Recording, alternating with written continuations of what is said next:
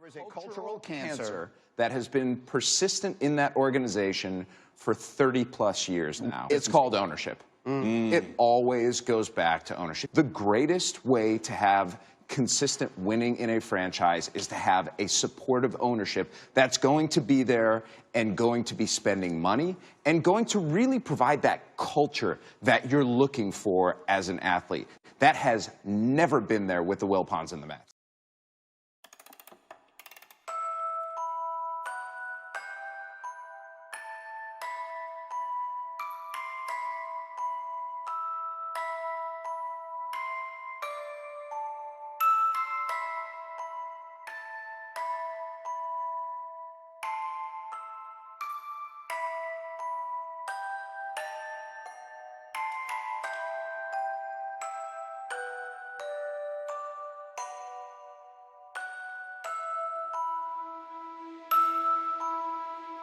The Mets win the pennant! Struck him out looking. It's over!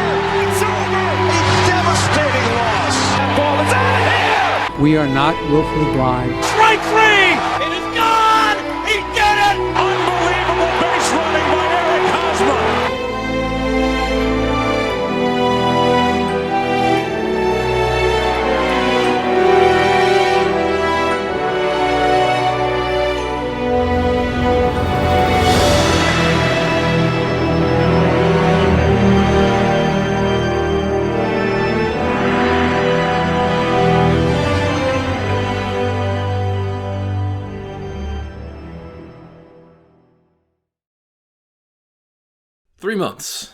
For 3 months, I've been trying to figure out how to do this story justice. A story that's played a bigger role in my life than any I've ever told on this channel. And after 3 months, still having trouble figuring out where to start. The New York Mets are baseball's 6th most valuable team. The New York Mets have also only made the playoffs 9 times in their 58-year history, and 4 times this century. Now, how can that be? The answer is simple, yet complex, understandable, yet unbelievable. There have been so many different points in time where this organization has left me scratching my head. So many decisions that fail to make any kind of rational sense. So many moments that would leave you wondering, how does this keep happening? How did the Mets become a professional mess? How has a near top 5 franchise in value become a top 5 franchise in dysfunction? Well, I guess it would probably make the most sense to start here. In the beginning.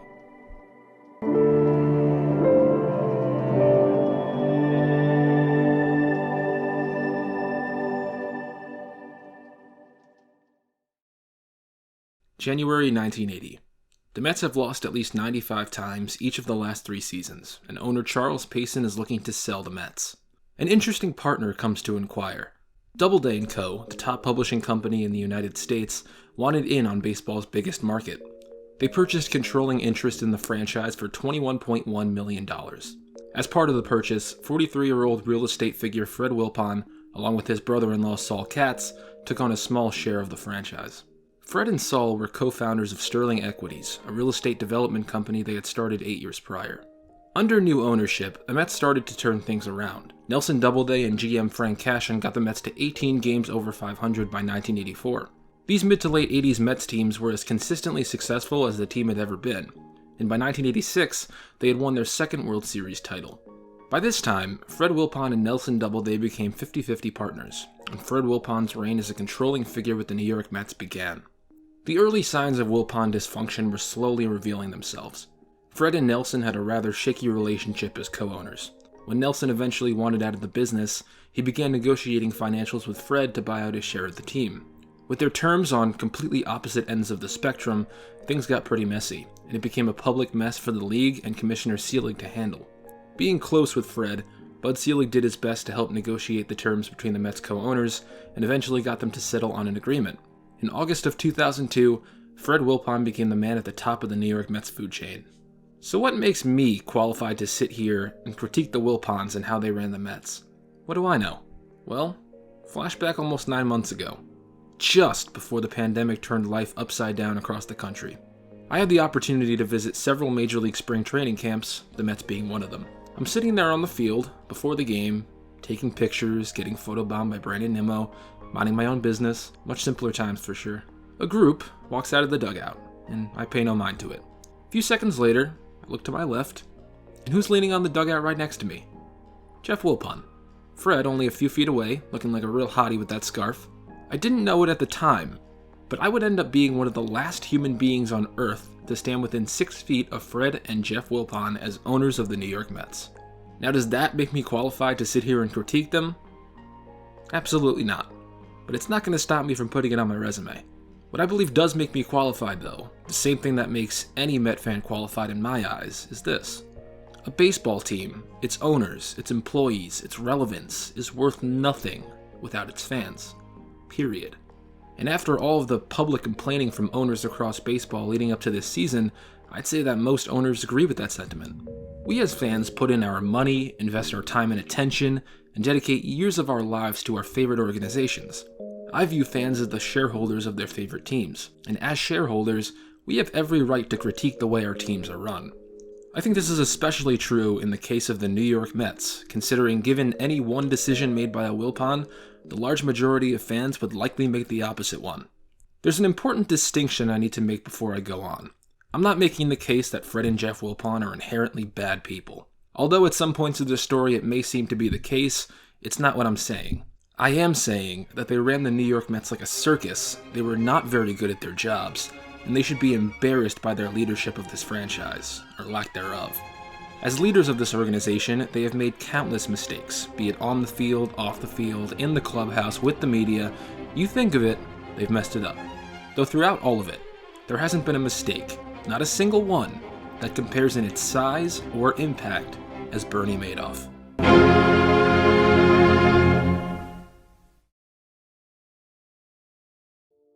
Every so often, outside events have large and lasting impacts on the world of sports. Take the pandemic this year as an example. The Mets have had countless distractions from things going on off the field in the past few decades, but there was one that would linger longer than any other. It would be selling it short to say that what happened with finance titan Bernie Madoff devastated the New York Mets. Bernard Madoff was a key member of the Mets hierarchy. He had season tickets in close proximity to ownership, was good friends with the Wilpon family, and had been their financial partner since 1985. The previously mentioned Sterling Equities, owned by Fred Wilpon and Saul Katz, had a whopping 483 accounts with Madoff, and by the mid-2000s, the Mets had 16 of their own. What that means in practice is that the money required for the day-to-day operations of the team came from the financial accounts they had with Madoff. This business relationship played a key role in roster construction as well. Deferring contract money was a staple of the Wilpons' negotiations with players, so they would use their accounts with Madoff to make those deferral payments. This proves that expensive free agents were only acquired by the Mets because Wilpon could make money off the contract by deferring money with Madoff's investment firm. Madoff had a direct impact on the amount of money the Mets had to sign players, which had a direct impact on the quality of the players signed, which had a direct impact on the quality of the overall roster. We can assume that if Wilpon did not have the option to defer expensive players' contracts and make money by paying it off later, he would not have offered expensive contracts to players.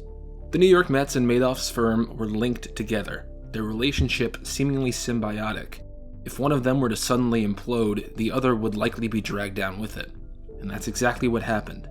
In 2008, Bernie Madoff was arrested by authorities for orchestrating a multi-billion-dollar Ponzi scheme, the largest such scheme ever. Instead of trading stocks with his clients' money, he used it to repay past investors, repeating this process for years. When the global financial crisis hit, he didn't have the money required to keep this up. Madoff and his firm collapsed, and along with it, everybody that did their business with him. Innocent bystanders were left in shock, most scarred. People like Steve Heimoff, who had never once heard of Madoff, had lost his $2 million retirement nest egg in an instant. One second he had it, the next second he didn't.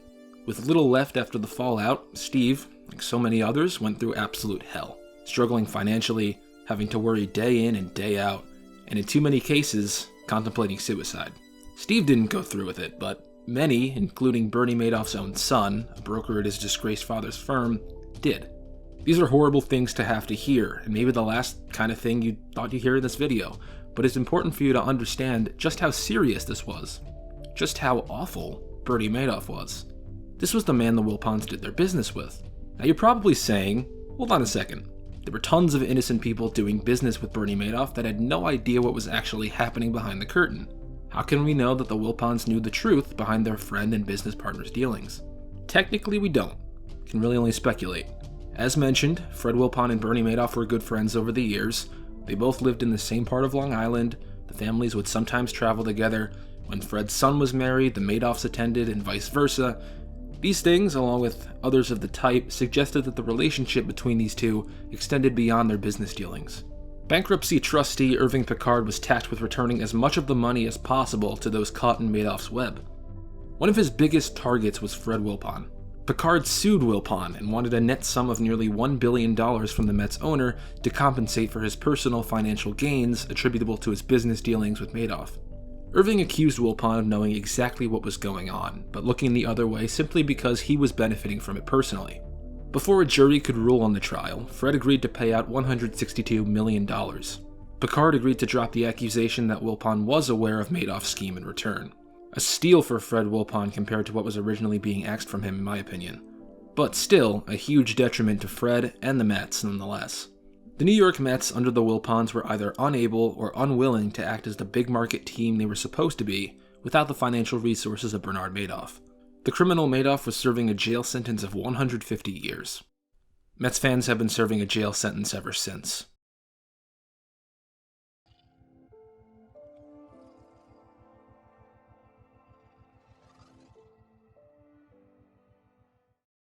Nepotism.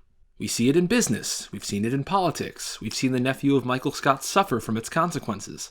Many people have trouble being objective about the abilities of those related to them. My mom is a wonderful human being and my best friend, but the day I hire her as a baseball analyst is the day I've officially lost my mind.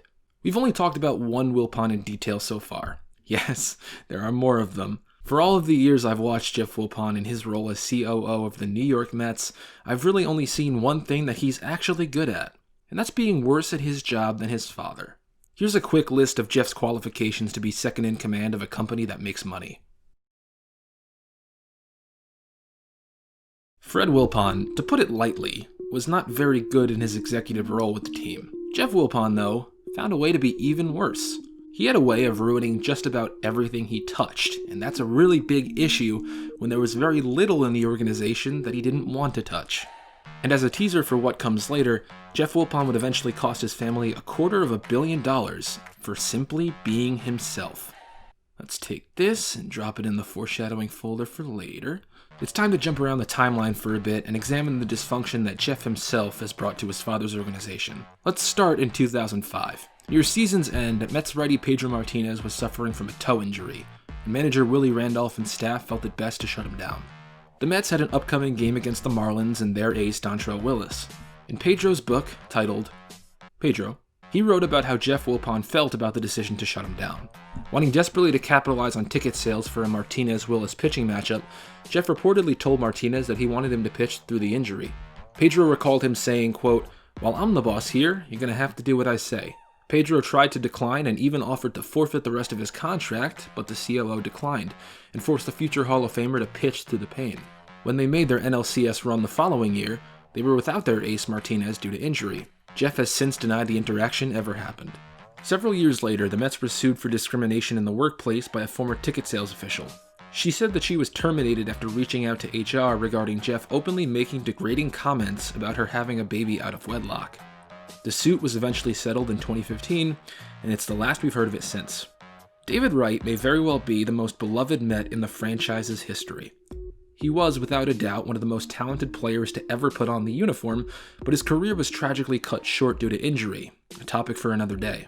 A mere 24 hours after the captain's heartfelt final farewell at Citi Field in 2018, Jeff left no grace period until his next severe flare-up of douchebag disease. It's a real disease, look it up. When discussing their strategy for the upcoming offseason, Jeff felt it was a good idea to publicly place the blame for the team's unwillingness to spend big and their small analytics department on GM Sandy Alderson. But there were just a few tiny things wrong with that.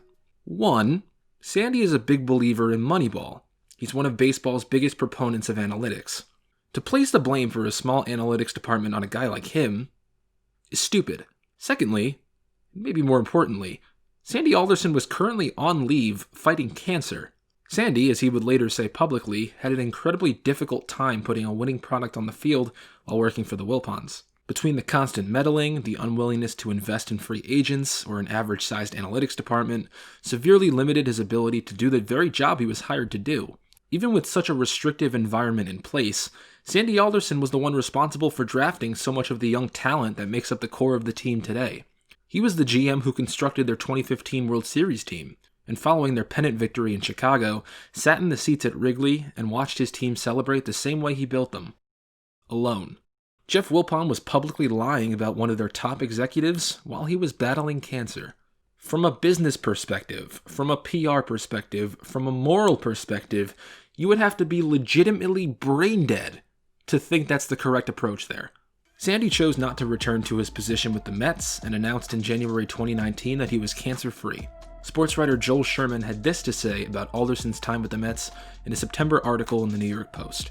Quote, by the end of his 8-year tenure, Alderson was worn down not by the age or the cancer as much as the endless meddling from above, the bizarre requests, the inability of his bosses to see beyond the next press conference. He was exhausted at figuring out which battles to fight when all were important at varying degrees. While we shift away from Sandy Alderson for now, this isn't the last we'll see of him in this story. He's going to play a key role down the line that we'll talk about later. Thankfully, the belief that Jeff Wilpon was a terrible executive and a less than noble human being wasn't one exclusive to Mets fans. Many around the game shared these same feelings. In 2010, Sherman reported that Jeff's reputation in the industry was that he was, quote, short-tempered, tone-deaf, a credit seeker, an accountability deflector, a micromanager, a second-guesser, a less-than-deep thinker, and bad at self-awareness. He wrote that a baseball executive in regular contact with the Mets had this to say, quote, Jeff is the problem with the organization and he is never going to realize that. He cannot help himself. He has to be involved. He will never hire anyone who will not let him have a major input. He will not hire anyone who does not run every personnel decision through him. As a Mets fan, people expect you to hate teams like the Yankees, the Phillies, the Braves, but I never have. I don't even dislike them. Other than Houston, the only team I have ever hated in baseball is the Mets. 2019 was the first year I really started to develop a hatred for my favorite baseball team, and we'll get into why soon. On paper, the Mets have a really great team, and have been able to say that for a few years now. Even with all of their potential, their owners find a way to squander it each and every year. Their incompetence has led to some of the oddest headlines, the worst free agent signings, and the toughest losses. If there is one truth in this world, it's that there is no team that does it quite like the New York Mets. Skin boots on a Saturday night. We've talked a lot about the big picture stuff in the story of the Wilpons, their mistakes and their shortcomings, their dysfunction and their ineptitude. Let's now focus on how these things have translated to the team over the years. This is the part where I hope you start to understand where my motivation for this video comes from. Why I felt the need to document this entire mess in one place. Regardless of the true share of the direct blame they deserve for each of these events, their failures at the top have allowed possible the conditions for such a dysfunctional environment to exist in the first place. I'm 100% sure that the large majority of these things would not have happened if they were out of the picture. The seasons that require the most detail will get the attention they deserve. With the rest of them, though, I'm just going to rapid fire off some key points. The structure here is more disorganized than what it's been up to this point, and the goal with this is to try and overwhelm you with as much of the insanity as I can. The 2007 Mets were the first of 2 consecutive Mets teams to complete historic September collapses. Up 7 games to go with 17 left to play, the Mets completely squandered their division lead and made sure to go out in style in Game 162. Tom Glavine got the ball for the season finale against the Florida Marlins. A loss would eliminate them from the postseason and send the Phillies, who went on to win that day, to the playoffs. In one of the most traumatic innings of Mets baseball to date, Glavine gave up 7 first-inning runs, and the Mets were eliminated on the season's final day. In 2008, Mets fans and ownership were frustrated with manager Willie Randolph. With the level of class and dignity you'd come to expect from the Wilpon family, they waited to fire him until 3:11 a.m., after the first game of their road trip in Los Angeles, after the media had sent in their reports for the day. It was clearly a calculated effort meant to try and minimize the attention to the decision. The funny thing is that Mets fans were already hoping Randolph would be fired. All the Wilpons had to do was go through the motions and fire their employee like any normal employers, but they couldn't even do that right. They chose to do it in the literal worst way possible. seemingly no issue was simple enough for the simple-minded Wilpons. With 17 games left to go, the first-place Mets had an only 3.5-game lead this time around. They went 7-9 in their next 16, and for the second consecutive season, left their postseason fate up to a final Game 162 against the Florida Marlins. This would serve as the final ever game at Shea Stadium. This time around, they had Oliver Perez on the mound, who pitched pretty well, allowing only 2 sixth-inning runs. This was one of the first games I remember watching in my entire life, and what I remember most about it was not the goodbye to Shea, not the Beltran homer, but crying in my bathroom after the final out was made at the track in center field. Ryan Church would fall only a few feet short from tying the game. Since early in his career working with Doubleday, Fred Wilpon wanted to build a new ballpark, and his dream finally came true when Citi Field was opened in 2009. Fans, though, quickly noticed a bit of an identity issue. Fans claimed the stadium seemed to commemorate Fred's beloved Brooklyn Dodgers more than the team it was actually made for. Fred quickly tried to do damage control and made changes the following season to add more to the ballpark that represented the Mets and their team history. Not a good look. In 2009, the Mets had some of the toughest losses any team could possibly face. They lost a game after Ryan Church missed third base after his 11th inning homer against the Dodgers. They lost a Subway Series game after Luis Castillo dropped a pop-up. They lost one game on a game-ending triple play off the bat of Jeff Francoeur. 2 of the 3 we've actually made videos on already this year. Just the kind of horrible losses that we've come to expect as Met fans. Not to mention the team's vice president for player development, Tony Bernazard, ripping off his shirt and trying to fight their AA team. Do I sound like a man who's with you right now? In the press conference after firing Tony, GM Omar Minaya got into an argument with beat writer Adam Rubin over having alternative motives for writing the story that informed the public about the nonsense in the first place. In 2010, the Mets had a star Carlos Beltran undergo surgery in January, and they apparently knew nothing about it. They fired their longtime equipment manager for stealing equipment from the team and using it for his memorabilia side business. Their big signing of the offseason was former Rookie of the Year winner and Pirates star outfielder Jason Bay, who had one of the biggest drop-offs in production from year to year that I've ever seen for someone as good as he was, and would go down to be one of the worst free agent signings in the history of the team. In his second season with the Mets, all-time single-season saves leader Francisco Rodriguez physically assaulted his father-in-law in the team family room and spent the next afternoon in Citi Field lockup. Probably not what the team meant when they asked him to be a lockdown closer. In 2011, Fred Wilpon sat down for an interview with Jeffrey Toobin. If the name sounds familiar, that's because Jeffrey actually made headlines recently. And if you think I'm going to talk about what those headlines were, you're out of your damn mind. In the interview, Fred not only mocked Carlos Beltran, but said that third baseman David Wright was, quote, a good kid, not a superstar. Oh, and he called the Mets a shitty team. Real positive reinforcements from the so-called leader of the organization. I've got 2 words to describe the 2013 Mets. Jordany Valdespin. The team also found out that Johan Santana would be out for the entire season. He would never pitch in the major leagues again. In 2014, the Mets thought it would be just a great idea to try and drive up attendance with a letter to their fans. They sent them out with the greeting, quote, to true New Yorkers. Great start there. The letter, in so many words, was basically asking fans to start buying tickets again to show they're true and prideful fans of this great organization. Keep in mind the team had not finished over 500 since 2008 and had not made the playoffs since 2006. A+ marketing right there. The 2015 Mets are my favorite team to date. No other Mets club has given me more to cheer for in a single season. Their second half run is one of the most memorable stretches of games the franchise has ever had. And most importantly, it produced this picture of Jeff Wilpon. They went 25-37 in June and July, scoring 173 runs. In August and September, they went 36-19, scoring 316 runs. The catalyst for this kind of turnaround? For once, the Mets decided to go for it. They acquired Juan Uribe, Kelly Johnson, Tyler Clippard, and of course Yoenis Cespedes, all at or near the trade deadline. They added Addison Reed in late August and went on an incredibly memorable run featuring exciting comebacks, interdivisional classics, and emotional Wilmer Flores putting the Mets on a winning path en route to winning the National League East for the first time in 9 years. Thanks in large part to Daniel Arozarena and his 30 playoff homers, they took out the Dodgers in 5, swept the Cubs, and went up against the defending American League champion Royals in the World Series. And how did this magical season end? A blown save in the 9th inning of Game 1, a blown save in the 8th inning of Game 4 on a Murphy error, and a blown save in the 9th inning of Game 5 on a Lucas Duda error after 8 electric shutout innings from Matt Harvey. The Mets were well on their way to a 4-1 series win, but found a way to lose that series by the same margin. I am still recovering from this 5 years later. High hopes to try and return to the Fall Classic in 2016 seemed to fizzle out after the Mets suffered 361 injuries, including a season-ending elbow injury for Jacob deGrom, and the injury that would completely derail the career of ace Matt Harvey.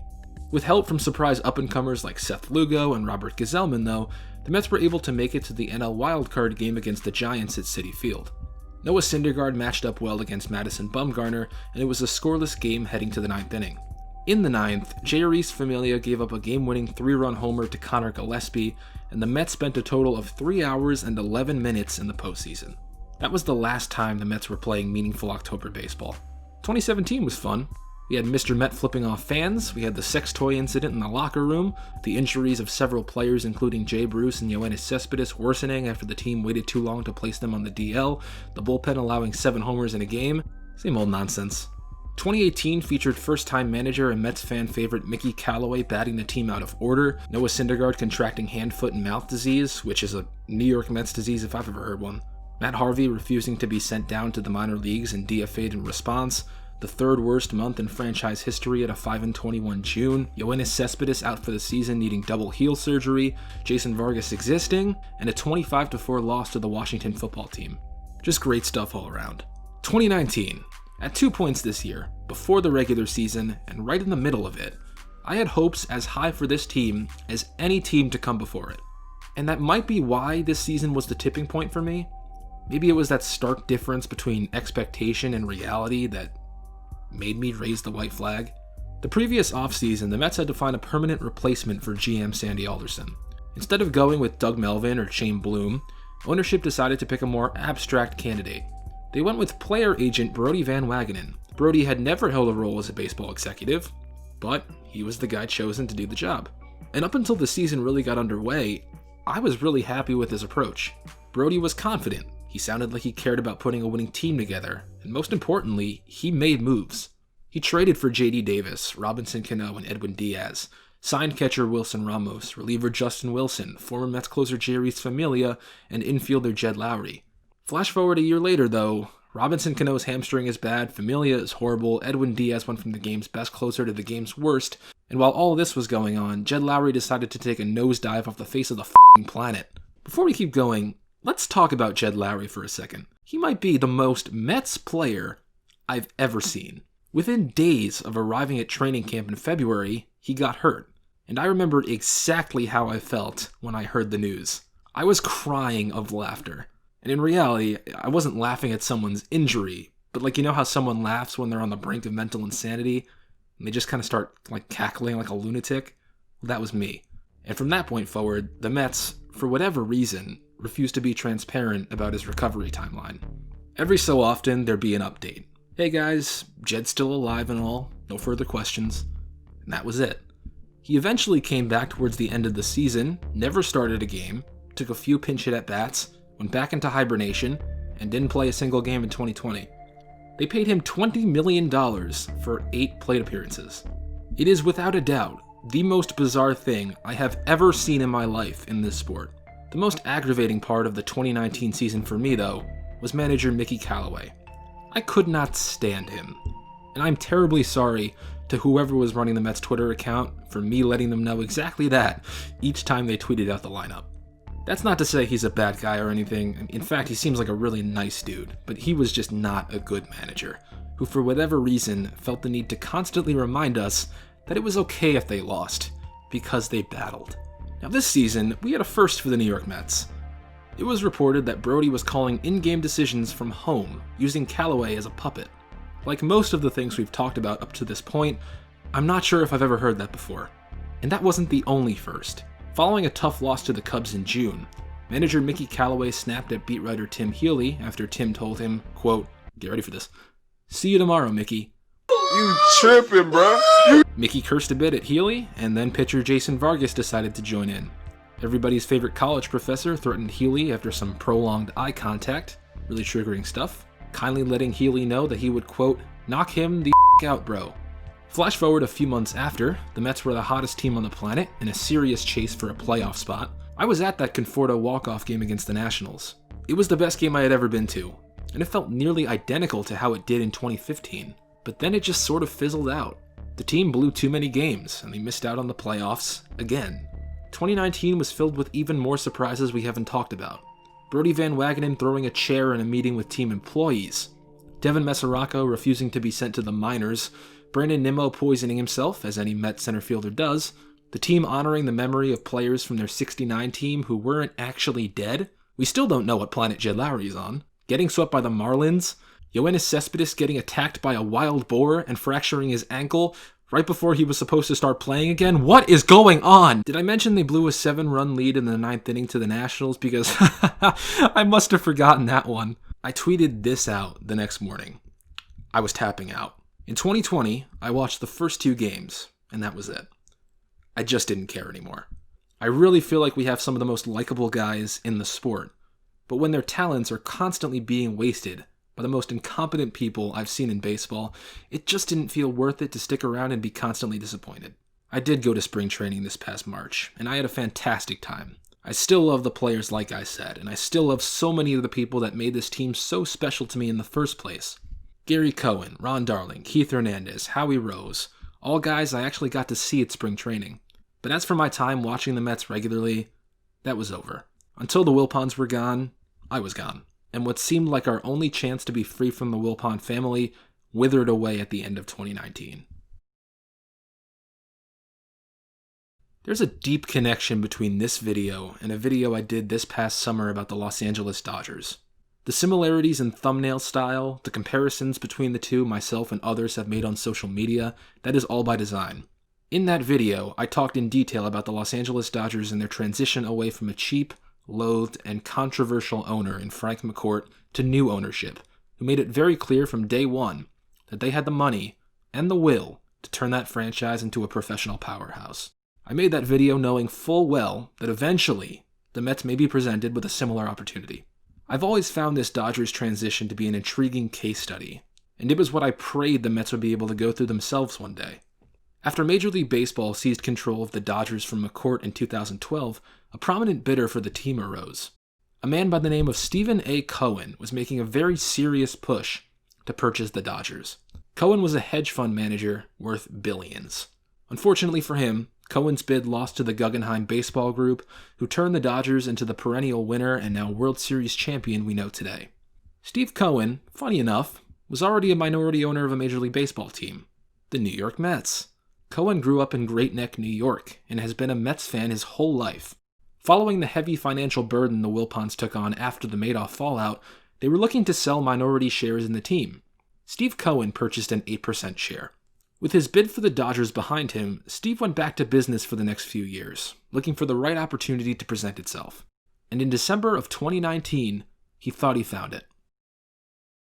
Steve Cohen is a billionaire who owns a small percentage of the Mets, but he is negotiating an agreement to increase his investment, a move that in all likelihood could signal the end of the Wilpons' longtime control of the franchise. Finally, for the first time in my lifetime, there was a glimmer of hope that the Mets could move on from the Wilpons for good. We could finally be free from their incompetence, their lack of financial fortitude, and their embarrassing leadership.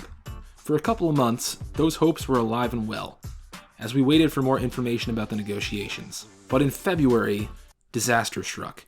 The deal fell through with Cohen. The Mets were going to move on and look for another potential buyer. Let's revisit the foreshadowing folder here. You remember that quote from the New York Post about Jeff Wilpon? He will not hire anyone who does not run every personnel decision through him. Jeff Wilpon wanted Steve Cohen to not only bail them out and pay billions for the franchise, but he also wanted to, wait for it, agree to a 5-year transition period in which he would remain COO of the team. Being a businessman with a brain, Cohen rejected the offer. With it, reports started coming out that the deal between the two sides fell through. Mets fans were left in despair. They thought they were going to get their dream owner, a chance to be free of the professional disease their favorite team had been plagued with for so long. But as quickly as he came into their lives, Cohen was gone, and the search for a potential buyer continued.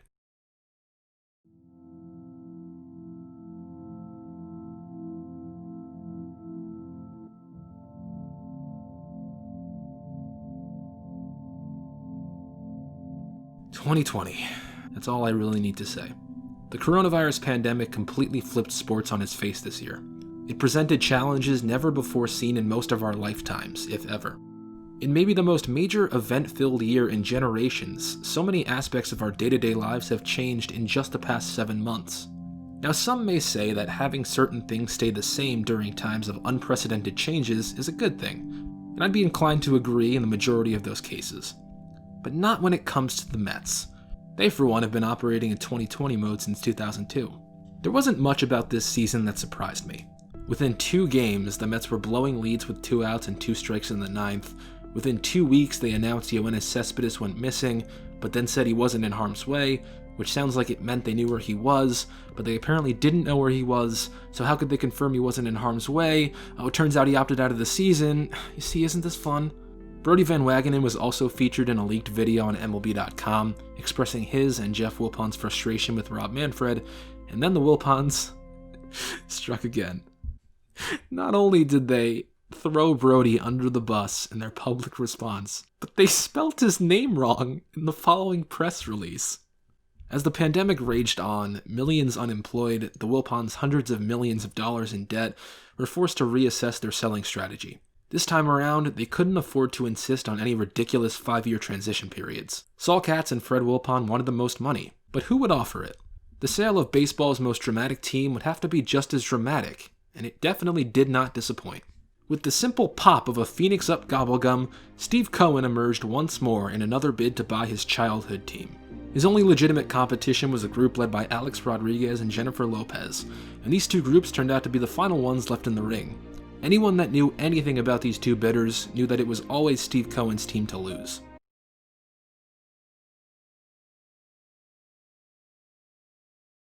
He was the billionaire who would do just about anything other than Jeff Wilpon to get control of this team. There was, of course, the fact that he is worth $14 billion. He spent more money on art than the Pittsburgh Pirates have spent on their team since 1887, and this was the piece of art he absolutely had to have. But that didn't stop A-Rod in his corner from throwing everything they had his way. Now, I like A-Rod. I think he does a poor job in the booth, and some of the things he says on air just don't make any kind of sense, but I still like him. But the way he chose to fight this losing battle was one of the saddest things I have ever seen. From trying to scrape every last bit of money from different athletes and celebrities just to try to raise enough money to touch Cohen's offer, to people in his corner attacking Cohen in the press, to investors like Bradley Beal going out and tweeting this, there was nothing professional about the way his group acted in all this. Jeff Wilpon, of course, did not want, under any circumstances, to sell to Cohen. He hated him. A-Rod had even tossed around the idea of keeping Jeff on in his senior role, which to almost all the fan base was terrifying. With as childish and petty as Jeff Wilpon had been his entire professional career as a Mets executive, he wasn't ever going to change. But thankfully, Daddy finally put him in his place. On September the 14th, 2020, the New York Mets had announced the agreement to sell the franchise to Stephen A. Cohen. And on October 30th, 2020, after decades of mediocrity, after decades of torture, after decades of disorder, with my hope in the organization completely lost, the Wilpons had finally sold the New York Mets.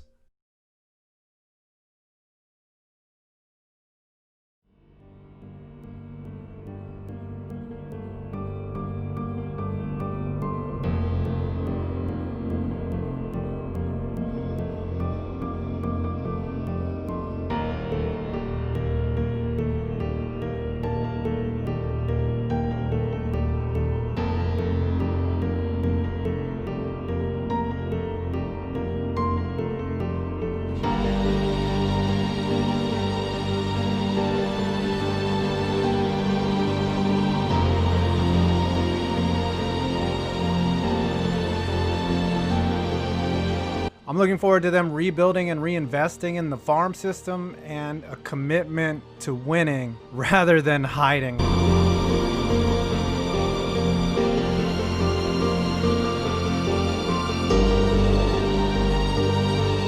Like many other Mets fans, I'm hoping for new ownership to treat our franchise like the big market team it's supposed to be. Spend smart, but be willing to actually spend to win. Hopeful. Having an owner that actually cares. Dream. Excitement. Optimism. Relieved. Potential. Hopeful. Is bringing the fun back and going to Met games. complete. Optimistic. Hope. Really just looking forward to being a fan of an organization that does it right. It doesn't take the easy way out, doesn't use duct tape to patch up massive holes on the roster every time. I'm looking forward to the transparency, how the new ownership talks to the fans, talks to the players, talks to the staff, and, brings it all together and make everyone understand what's going on with the team on a daily basis. You've got someone at the helm who's excited for running this team. And I think that started with his announcement of bringing Sandy Alderson in again. It shows he has a winning mentality, and he's back at the point where he wants to do whatever it takes to bring this team that he loves to the top.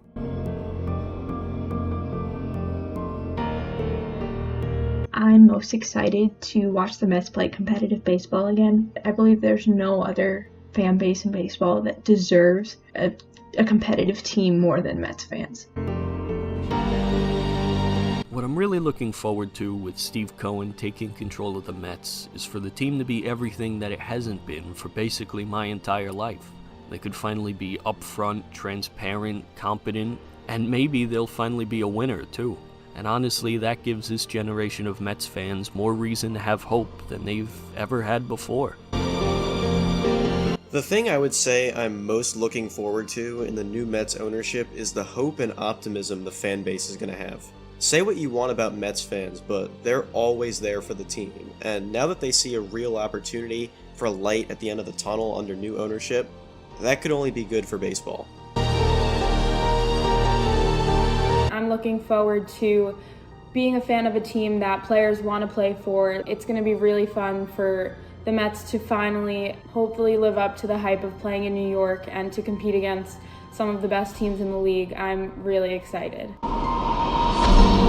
I think Steve Cohen, despite his great finances, is going to be a great owner because he's willing to listen to the fans. We saw that in a Twitter post recently. To the bigger things, like huge signees coming to town, better hirings, a better analytics department. The point is, I'm hopeful.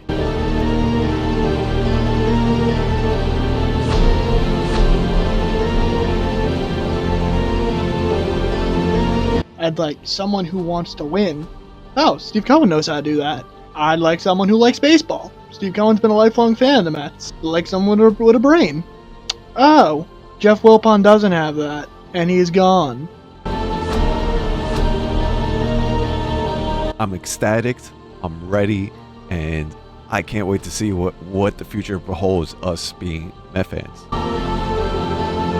And the fact that he's come out and said we want to build championship teams, spend money in the right places, that's just refreshing. The fact that we're going to be involved in top free agent talks is something that I'm so excited for. I think the Mets can finally turn this around. Epic. No more behind the scenes internal dysfunction. That dude's got more money than God.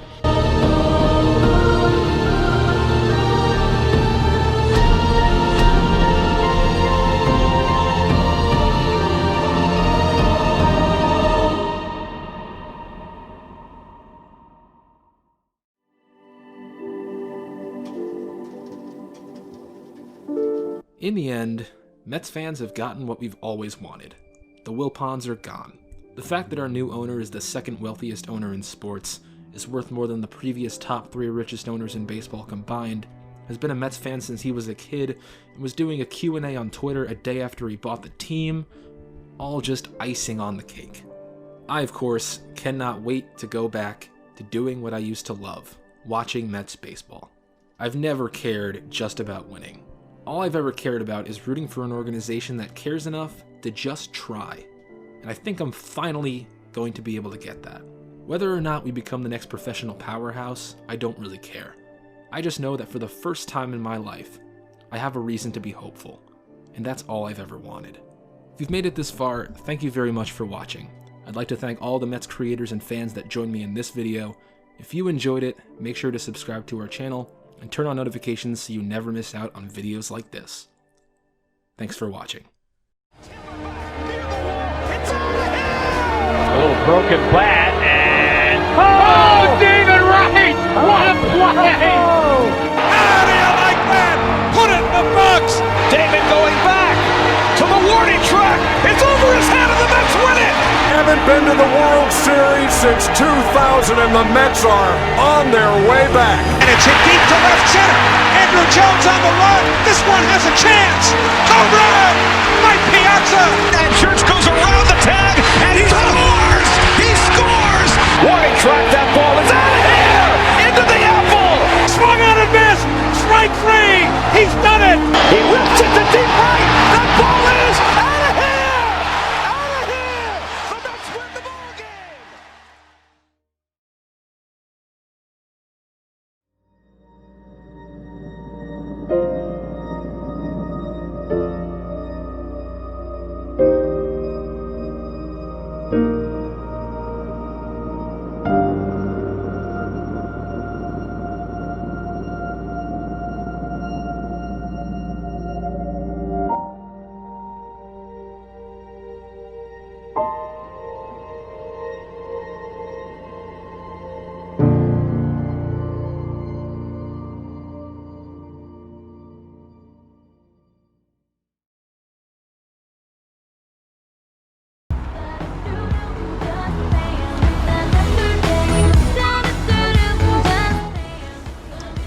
It's Brittany, bitch.